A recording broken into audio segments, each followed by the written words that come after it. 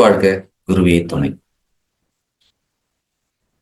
2025 எப்படி இருக்க போகுது அப்படின்றத ஒவ்வொரு எண்ணுக்கும் நாம புத்தாண்டு பலன்கள் எண் கணித பிரகாரம் பார்த்துட்டு வரோம். அந்த வகையில இன்னைக்கு நாம பார்க்க போறது 4ஆம் எண். 4 நாளே ராகு. இந்த ராகு ஆதிக்கம் கொண்ட 4ஆம் எண்காரர்களுக்கு எப்படி இருக்க போகுது அப்படின்னு பார்க்க போறோம்.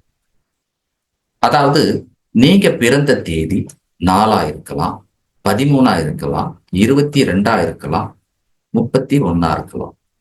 இந்த தேதிகள்ல நீங்க பிறந்திருந்தாலும் நீங்க பிறந்த தேதி, மாதம், வருடம் எல்லாத்தையும் நீங்க கூட்டினீங்கன்னா வரக்கூடிய எண் விதி எண் சொல்லுவாங்க. அது 4ஆ இருந்தாலும், உங்களுடைய பெயர் எண் 4ஆ இருந்தாலும் பொருந்தும். அதே போல உங்களுடைய பெயர்ல 4ஆம் எண்ணை குறிக்கக்கூடிய எழுத்து, குறிப்பா MTT இந்த எழுத்துக்கள் இருந்தாலும் இந்த பலன்கள் உங்களுக்கு பொருத்தமா இருக்கும். இவங்களுடைய குணங்கள் அப்படின்றத கொஞ்சம் பாருங்க. நம்பர் 1 அறிவு அப்படின்னு சொல்லலாம். நம்பர் 2 மனம். நம்பர் 3 இயக்கம். அப்போ 1ஆம் நம்பருக்காரங்க அறிவு, புத்திசாலி. 2 சந்திரன், மனம். 3 இயக்கம். அறிவு, மனம், இயக்கம். இந்த 3த்தையும் ஒன்னாக்கி ஒருநிலைப்படுத்தி சாதிக்கிறது தான் இந்த 4ங்க. இவங்களை சமுதாயத்தினுடைய அஸ்திவாரணம் சொல்லலாம். இவங்களுக்கு தெரியாத விஷயங்களே இருக்காது. எந்த துறையை கேட்டாலும் அந்த துறையில இவங்களுக்கு அனுபவம் இருக்கும். ராகு அப்படின்னாலே பயப்படக்கூடாது. ராகுவை போல் கொடுப்பார் இல்லை அப்படின்னு இருக்கு. அப்போ இவங்க பூரணமா சுதந்திரமா இருக்கக்கூடிய ஒரு எண்காரர்கள். இவங்களை எந்த இடத்துலயும் பார்க்கலாங்க.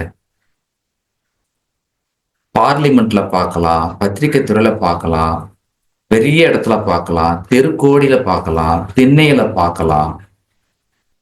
எங்கன்னா சுவாரஸ்யமா பேசிக்கின்னு இருப்பாங்க, சண்டை போட்டு இருப்பாங்க. அப்ப சண்டை போடுற இடத்துலயும் பார்க்கலாம், பஞ்சாயத்து பண்ற இடத்துலயும் பார்க்கலாம், சுவாரஸ்யமா பேசுகிற இடத்துலயும் பார்க்கலாம், சினிமா கொட்டாயிலையும் பார்க்கலாம், ஆன்மீகம் சொல்லக்கூடிய கோயிலையும் பார்க்கலாம். 4ம் தெரிஞ்சவர், 4 இடத்துக்கு போயிட்டு வந்தவர் அப்படின்னு சொல்லலாம். உங்க பேர் 31 இருக்கா பாருங்க, நிச்சயம் எல்லாம் இப்ப நான் சொன்னது அத்தனையும் பொருத்தமா இருக்கும். 4ஆம் நம்பருக்காரங்க அத்தனைக்கும் இது பொருத்தமா இருக்கும். அப்போ இந்த எண்காரர்களுக்கு இயற்கையாவே பாத்தீங்கன்னா கணபதியினுடைய அருள் கிடைக்குது. கணபதியினுடைய அருள் கிடைக்குது. இப்படிப்பட்ட உங்களுக்கு இந்த ஆண்டு, அதாவது 2024 எப்படி இருந்தது அப்படின்னு சொன்னா, சனி ராகுவா செயல்பட்டுரும்.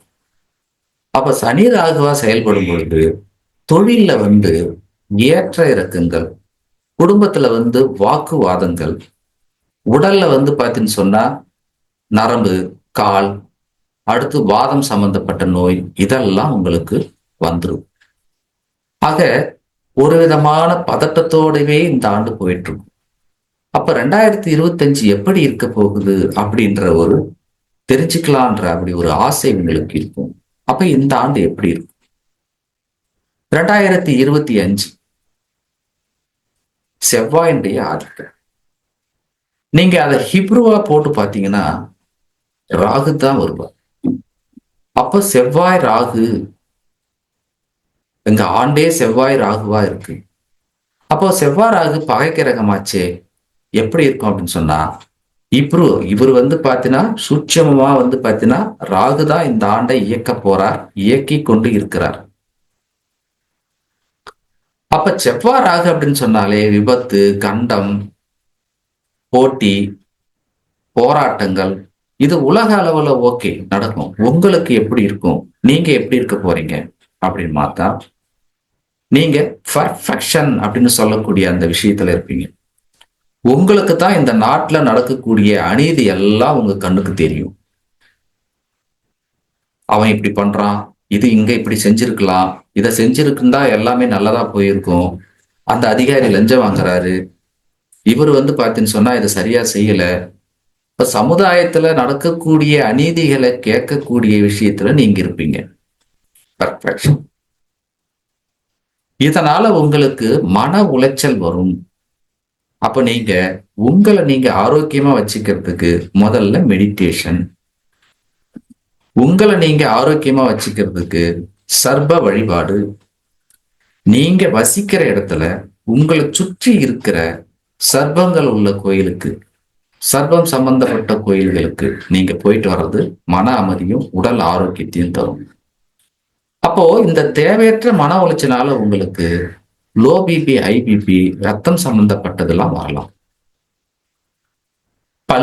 பல்லு வலி வர்றது, பல்லு சம்பந்தப்பட்ட வைத்தியம் பண்றது, ஏற்கனவே சில விஷயங்கள் இருக்கு உடம்புல அப்படின்னு சொன்னா சர்ஜரி நடக்கிறது, இதெல்லாம் வரும். அப்போ இந்த ஆண்டு குடும்பம் எப்படி இருக்கும், குடும்பத்துல எப்படி இருக்கலாம் அப்படின்னு சொன்னா போராட்டங்கள் இருக்கக்கூடிய ஒரு ஆண்டாதான் இருக்கு. அப்போ போராடி குடும்பத்தை நடத்தணும்.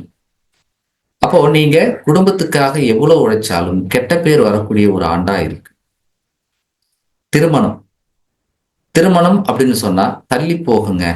திருமண வாழ்க்கையிலும் கோளாறு. அப்ப காதல் திருமணத்திலே பாத்தீங்கன்னா சமூக மாற்றம், மத மாற்றம், இதெல்லாம் வர்றதுக்கு வாய்ப்பு உண்டு. குறிப்பா மண் மனையால சட்ட சச்சரவுகள், கோர்ட்டு கேஸு இப்படி போகக்கூடிய வாய்ப்புகளும் உண்டு. வேலை அப்படின்னு சொன்னா நீங்க ராகு சம்பந்தப்பட்ட வேலை செய்யறீங்க, பழைய பொருட்களை வாங்கி விற்கிறீங்க, ரியல் எஸ்டேட் பண்றீங்க. ஆனா உங்களுடைய முதலீடு இல்ல, நீங்க மீடியேட்டரா மட்டும் இருக்கிறீங்க அப்படின்னு சொன்னா நன்மைகள் செய்யும். நீங்க மீடியேட்டரா இருக்கிறீங்க அப்படின்னு சொன்னா நன்மைகள் செய்யும். அப்போ கமிஷன் சார்ந்த தொழில் உங்களுக்கு நன்மை. ஆனா எப்படி இருந்தாலும் நீங்க ராகு ஆதிக்கம் கொண்டவர்கள் அப்படின்றதுனால இந்த ஆண்டு பணத்தை எப்படியும் சம்பாதிச்சிட முடியும். பண வருவாய் உண்டு. மனம் அமைதியா இருக்கிறதுக்கும், குடும்பத்துல குழப்பம் இல்லாம இருக்கிறதுக்கும், உடல் ஆரோக்கியமாக இருக்கிறதுக்கும் நீங்க நல்ல உணவுகளையும் மெடிடேஷன் செஞ்சுதான். அப்போ இந்த ஆண்டு உங்களுக்கு ஒரு கலவையான பலனைத்தான் கொடுக்கும். இதுல 4ஆம் தேதி நீங்க பிறந்திருக்கிறீங்க அப்படின்னா முழுமையான ராகு. இந்த செவ்வாயோட சேர்ந்து எப்படி இருக்கும் அப்படின்னா ஏப்ரல் மாதம், ஆகஸ்ட் மாதம், இந்த 2 மாதங்கள்ல உங்களுடைய எண்ணங்கள் நிறைவேறும். நீங்க 1ஆம் தேதி, 8ஆம் தேதி, குறிப்பா 1ஆம் தேதின்னு சொல்லக்கூடிய 1, 10, 19, 28 இந்த தேதிகள்ல சில காரியங்கள் செய்யுங்க, வெற்றி உங்களை தேடி வரும். 13ஆம் தேதி பிறந்திருக்கிறீங்க அப்படின்னு சொன்னா 1, 3 சூரியன் குரு. இது குரு சண்டால யோகமா செயல்படும். அப்ப கூட்டமா இருக்கிற இடத்துக்கு, ஒரு கோயில்ல கூடுறாங்க, ஒரு மத சடங்கு சம்பந்தப்பட்ட இடத்துல பெரிய கூட்டங்கள் இருக்கு, அந்த இடத்துக்கு நீங்க போகாம தவிர்ப்பது நல்லது. 22 சந்திரன் சேர்ந்த ராகு. இந்த ஆண்டு உங்களுக்கு வெற்றி மேல் வெற்றி தரக்கூடிய ஆண்டு. நிச்சயம் நீங்க வெற்றி பெறுவீங்க. அப்போ நாலாயன்காரர்கள் அத்தனை பேரும் 22ஆம் தேதியை பயன்படுத்திக்கலாம். எந்த ஒரு காரியத்தையும் புதுசா செய்ய போறீங்க அப்படின்னு சொன்னா 22ஆம் தேதி நீங்க பயன்படுத்திக்கலாம். 31ஆம் தேதி பிறந்திருக்கிறீங்க, குரு சூரியன். இந்த ஆண்டு உங்களுக்கு பதவி உயர்வு, வேலை கிடைக்காதவங்களுக்கு வேலை, இத்தனையும் இந்த 31ஆம் தேதி பிறந்தவங்களுக்கு இந்த ஆண்டு கொடுக்கும். ஏற்கனவே பாத்தீங்கன்னா குழந்தை செல்வத்துக்காக நீங்க காத்துட்டு இருக்கீங்க அப்படின்னு சொன்னா குழந்தை பேரு உண்டு. ஆக இந்தந்த தேதியில பிறந்தவங்களுக்கு இப்படிப்பட்ட விஷயங்கள் நடக்கும். மொத்தத்துல இந்த ஆண்டு நீங்க வெற்றி பெறணும் அப்படின்னு சொன்னா பரிகாரங்கள் அப்படின்றது உங்களை சுத்தி இருக்கிற சித்த ஜீவ சமாதிக்கு நீங்க வழிபடுறது, குறிப்பா லட்சுமி நரசிம்மரை வழிபடுறது உங்களுக்கு யோகத்தை தரும். இதுவரைக்கும் பொறுமையா பார்த்த உங்கள் அனைவருக்கும் நன்றி. இந்த வீடியோ உங்களுக்கு பிடிச்சிருந்தா லைக் பண்ணுங்க, பிறருக்கும் உங்க நண்பர்களுக்கு ஷேர் பண்ணுங்க. அனைவருக்கும் நன்றி.